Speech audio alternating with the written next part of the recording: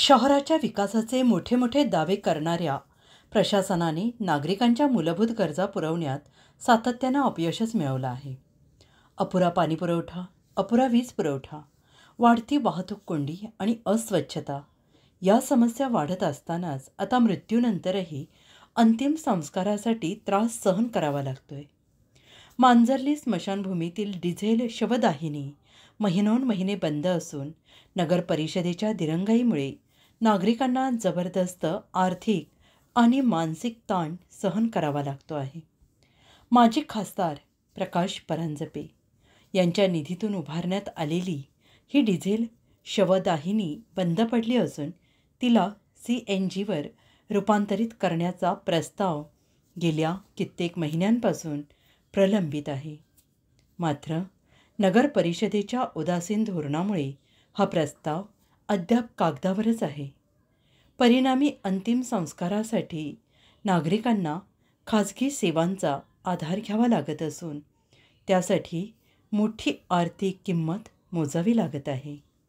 शवदाहिनी आवश्यक सुविधांचा अभाव असल्याने अनेक कुटुंबांना खाजगी स्मशानभूमी किंवा पारंपरिक लाकडी चितांवर अंतिम संस्कार करावे लागत आहेत.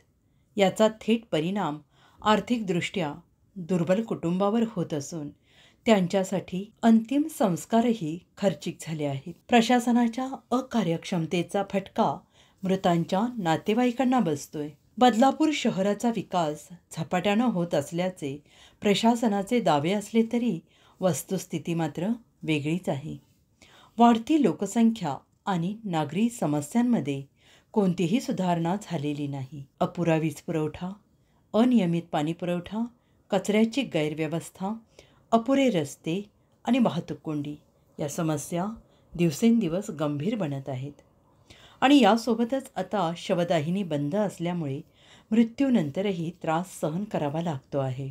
शहरातील नागरिकांनी याविरोधात आवाज उठवण्यास सुरुवात केली आहे. CNG शवदाहिनी सुरू करण्यास इतका उशीर का, असा सवाल उपस्थित होत आहे. प्रशासनाने याकडे गांभीर्यानं पाहून त्वरित निर्णय घ्यावा अशी नागरिकांची मागणी आहे.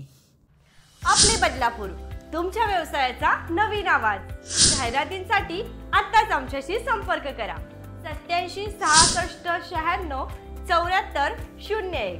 1 लाख दर्शक संख्या असलेली सगळ्यात पहिली, सगळ्यात जुनी आणि सगळ्यात जास्त पाहिली जाणारी आपली वृत्तवाहिनी म्हणजेच आपले बदलापूर.